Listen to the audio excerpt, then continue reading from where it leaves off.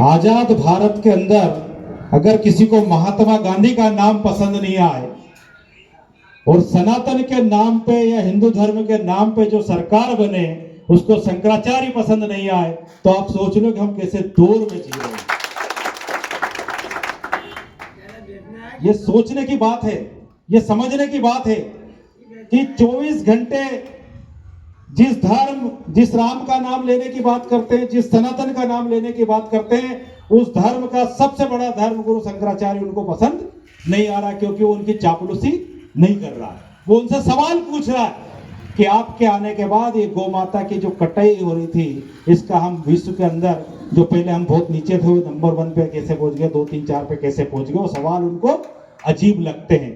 वो ये सवाल पूछते हैं कि अगर राम मंदिर का निर्णय कोर्ट से हुआ, उनकी गवाहियों पे हुआ, तो उस ट्रस्ट के मालिक आपने अपने चुनिंदा लोगों को क्यों बिठा दिया, जिसमें पूरे समाज के और सारे हिंदू धर्म का भागीदारी क्यों नहीं है? इसलिए उनको बुरे लगते हैं। महात्मा गांधी क्यों बुरे लगते हैं? क्योंकि उनके जो पुरखे थे गोडसे और सावरकर, वो चंद लोगों का भारत बनाना चाहते थे, और आज ये चंद लोगों का भारत बनाना चाहते। तो महात्मा गांधी ने इस भारत की जब कल्पना की, तो एक बात की कल्पना की थी कि मैं एक ऐसे भारत का निर्माण करना चाहता हूं जिस भारत के अंदर गरीब से गरीब व्यक्ति भी उस देश को अपना माने और उसके बनाने में अपनी भूमिका को समझे। तो गांधी जी के इस मूल सिद्धांत को पे चलते हुए कांग्रेस पार्टी के तमाम नेताओं ने आजादी से लेकर आज तक, पंडित जवाहरलाल नेहरू, इंदिरा गांधी, राजीव गांधी, मनमोहन सिंह जी सहित, और हमारे तमाम वर्तमान नेताओं ने, और उसमें हमारे जो वर्तमान में काम कर रहे हैं, जो पिछले 40 साल से आदरणीय सज्जन वर्मा जी सहित सब लोगों ने उस भावना के अनुरूप काम किया। तो उस भावना को कैसे खत्म करें? इस योजना के अंतर्गत अब एक बात समझ लो कि हमारे महापुरुषों की नीयत इतनी साफ थी कि उनके नाम भर मात्र से भी संदेश चला जाता है, इसलिए उस नाम को भी कैसे मिटाया जाए। तो महात्मा गांधी जिस व्यक्ति को जब 3 गोलियां मारी और उसके मुंह से निकले कि हे राम, तो राम का सच्चा आदर्श को मानने वाला तो महात्मा गांधी था, और महात्मा गांधी के आदर्श को क्रियान्वयन करने वाला पंडित जवाहरलाल नेहरू थे, और पंडित जवाहरलाल नेहरू, इंदिरा जी और राजीव जी को सोच को आगे बढ़ाने वाले सज्जन वर्मा जी, दिग्विजय सिंह जी, जीतू पटवारी से तमाम हमारे नेता हैं। उस सोच के ऊपर हम सब लोग काम कर रहे हैं। तो उस सोच को मिटाने की तैयारी इन लोगों की, क्योंकि गांधी जी संत थे, उन्होंने 1947 में गोली से मारा, 48 में, और गांधी 3 जगह पे थे, एक संस्थाओं में, एक विचार में, और एक शरीर से। तो शरीर के संत को उन्होंने गोली मार दी।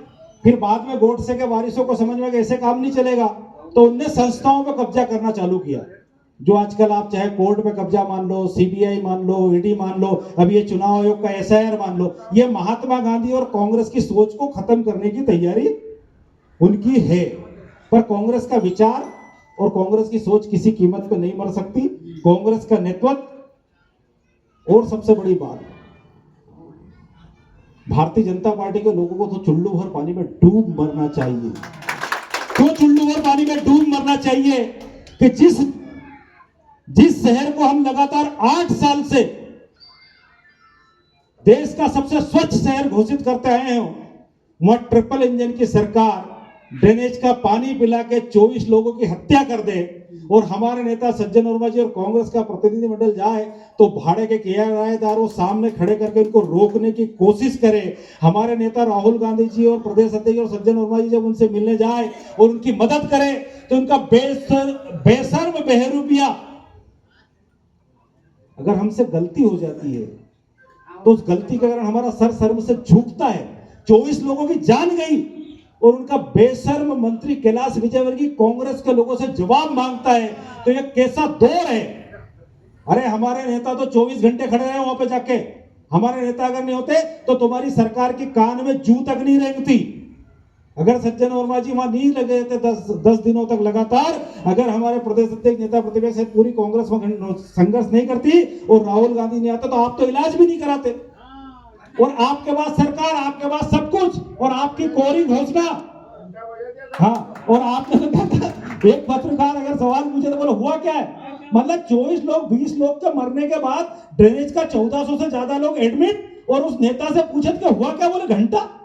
इससे ज्यादा बेशर्म लोग इस दुनिया में नहीं हो सकते। तो हमको ये समझने की जरूरत है, इतनी बातें इसलिए कर रहे हैं कि हमारी लड़ाई कैसे लोगों से, हमारी लड़ाई कोई चरित्रवान लोगों से नहीं है, हमारी लड़ाई कोई बात वाले लोगों से नहीं है। लोग कहते थे ना पहले भैया दुश्मन भी चुनो तो थोड़ा खानदानी चुनो, तो यहाँ तो जिनका कोई खानदान ही नहीं है, जिनका इतिहास आजादी की लड़ाई में अंग्रेजों की मदद करने का है, जिनका इतिहास मरे पे भी दुख प्रकट नहीं करने का है। एक बात बताइए, किसी की मृत्यु होती है, उसके घर परिवार में बैठने जाने से किसी को रोक सकते हैं क्या? और जो सज्जन वर्मा जी या कांग्रेस के नेताओं को लोगों के घर मिलने जाने से रोक रहे थे, वो क्या हिंदू धर्म के लोग हो सकते हैं क्या? तो बात ये, जब भारतीय जनता पार्टी का कार्यकर्ता हमारे सामने आए तो उसके पकड़ के बिठा के उससे पूछने की जरूरत है, खा तेरे माँ बाप की कसम, खा भगवान की कसम, खा राम की कसम, कि जिसके घर मृत्यु हो जाए, उसके अगर घर कोई मिलने चला जाए या मिलने जाए तो उसका रास्ता रोकते हैं, उस रास्ता रोकने वालों को क्या तुम्हें हम धर्म का ठेकेदार कह सकते हैं क्या? तुम्हें हम सनातन धर्म का कह सकते हैं क्या? तुम्हें इस धर्म का मानने वाला कह सकते हैं क्या? तो ये बात हमको ठोस तरीके से करने की जरूरत है साथियों। हम नरेगा में क्या परिवर्तन हुआ? नरेगा का मूलतः उद्देश्य इन्होंने, पहले वो हमारा कानून था। कानून का मतलब क्या होता है कि अगर आपने 100 दिन कम से कम रोजगार नहीं दिया तो आपको उसका बेरोजगारी भत्ता देना पड़ेगा।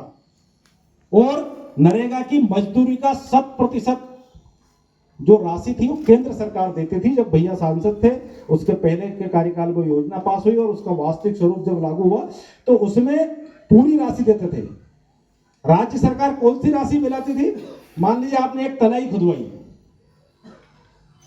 और वो 2 लाख रुपए की है, उसमें कहीं फावड़े वावड़े खरीदने के लिए कुछ थोड़ी बहुत सीमेंट मिट्टी डाली तो उसका और कोई प्रशासनिक खर्चे उसका 25% राशि सेंट्रल गवर्नमेंट या स्टेट गवर्नमेंट देती थी। तो अगर 2 लाख में मुश्किल से 10-5 हजार रुपए उनका मतलब मटेरियल और लागत के अंदर के, तो पूरा उनने अभी इस समय कर दिया 40%।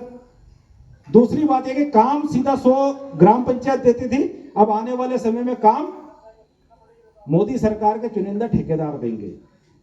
फिर उससे 12 महीने आप काम दे सकते थे, अब उनने ये तय कर देंगे चुनिंदा ठेकेदार कि 4 महीने फसल का टाइम है, इस समय इनको काम मत दो। इनको काम नहीं दोगे तो मजदूर को, जब वहां मजदूरी नहीं मिलेगी तो दूसरी जगह उसको उसका शोषण होगा। और पहले हम काम का अधिकार था हमारे पास, हम काम मांग सकते थे, आज के टाइम पे हम काम नहीं मांग सकते। तो लड़ाई बहुत बड़ी है। हम तो सिर्फ इतना ही आप लोगों से कहना चाहते हैं कि आज आदरणीय सज्जन वर्मा जी यहाँ आए क्यों, जिला अध्यक्ष जी आए क्यों, ग्राम पंचायत की दशरथ सिंह जी आए क्यों? 1 घंटे से इस गांव की मतलब 2-3 दिन से तो तैयारी कर रहे होंगे और 1 घंटे से यहाँ पर भाषण चल रहा है एक गांव की ग्राम पंचायत कमेटी बनाने के लिए। होता क्या भैया कि जब ये कमेटी चाहते तो जौहर ऑफिस में बन के आ जाती, जिला अध्यक्ष की यहाँ बन जाती, वहां कहीं भी बैठ के बन सकती थी। पर कमेटी आपके बीच में आके बनाने का उद्देश्य यह है कि उस कमेटी के अंदर आपकी भागीदारी हो। जिस तरह से महात्मा गांधी कहते थे कि इस देश को बनाने में सबको लगे अपना देश और सबकी भागीदारी, उसी तरह से सज्जन वर्मा जी जिला कांग्रेस से तमाम नेता यहाँ आए हैं कि ये जो कमेटी बनाई है ये हम सबकी भागीदारी से बनाई है, हम सबकी सहमति से बनाई है और इसके द्वारा किया गया कार्य प्रत्येक हम लोगों का काम है। तो अगर हम पार्टी को ऊंचे ले जाएंगे तो हम सबकी जवाबदारी और नीचे जाएगी तो हम सबकी जवाबदारी। तो हमारी जवाबदारी की भागीदारी के कारण हर एक ग्राम पंचायत स्तर पर जाकर के ग्राम पंचायत की कमेटी का वहां के लोगों के बीच में बैठ के काम करने के लिए इस कमेटी का काम हम कर रहे हैं।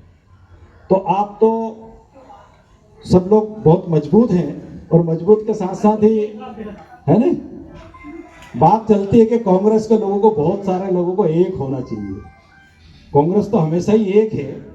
हम सबको एक बात जरूर करना चाहिए कि हमारा कांग्रेस का कोई भी साथी अगर कांग्रेस का काम करता नजर नहीं आए तो उसको काम करने की सलाह जरूर देना चाहिए। हमारी लोकतांत्रिक पार्टी है।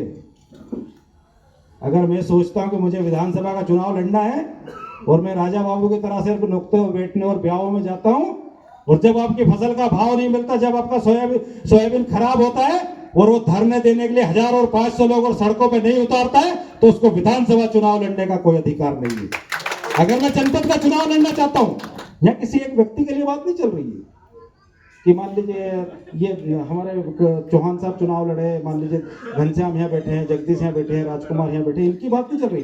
बात चल रही है अगर कोई जनपद का चुनाव लड़ना चाहता है कोई जिला पंचायत का चुनाव लड़ना चाहता है और उस क्षेत्र की जब लाइट कटती है और वसूली के नाम पे लाइट काट दी जाती है और वो अगर सिर्फ ये कह के हाथ खड़े करते हूं कहीं करूं यार अब तो भाजपा की सरकार है, पैसा तो जमा करना ही पड़ेगा, और बिजली घर तक जाकर अगर आपके साथ जाके उस लाइट को नहीं जुड़ा पाए तो आपको ये कहना पड़ेगा कि तुम हमारे प्रतिनिधि हो, चलो धरने पे बैठो, भूख हड़ताल करो, सज्जन भैया के फोन लगाओ, नेता के बुलाओ, पर हमारा काम कराओ।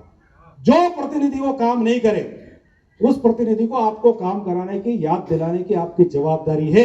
और जो हमारे कहीं का अरविंद भैया जैसा सज्जन आदमी, अगर अभी बरसापुरा की लाइट कटी थी ना, गोला गोली की इनकी लाइट कटी थी और भैया से बात करके तो जुड़ाते हैं, तो ऐसे लोगों के साथ और ज्यादा ताकत से, मजबूती से खड़े होने की आवश्यकता है। मुझे उम्मीद है, मैं तो जब स्कूल कॉलेज में पढ़ने गया उसके बाद से एक ही चीज सीखी थी, और सीखने के बाद जब सज्जन भैया के संपर्क में आया तो मेरा तो सिर्फ इतना कहना है कि जो सामने आ जाए और जितना काम आप ताकत के साथ कर सकते हो उतना पूरी ताकत के साथ करना चाहिए, और उसके बाद उसको भूल जाना चाहिए। जैसे सज्जन वर्मा जी का नियम है। नियम क्या है? इनका एक उदाहरण दे देते हैं। इन्होंने एक व्यक्ति को ब्लड दिया खुद ने, है ना? खुद ने ब्लड दिया, वो भूल गए, चुनाव आया, पता चला वही बंदा पोलिंग एजेंट बन के बैठा भारतीय जनता पार्टी का।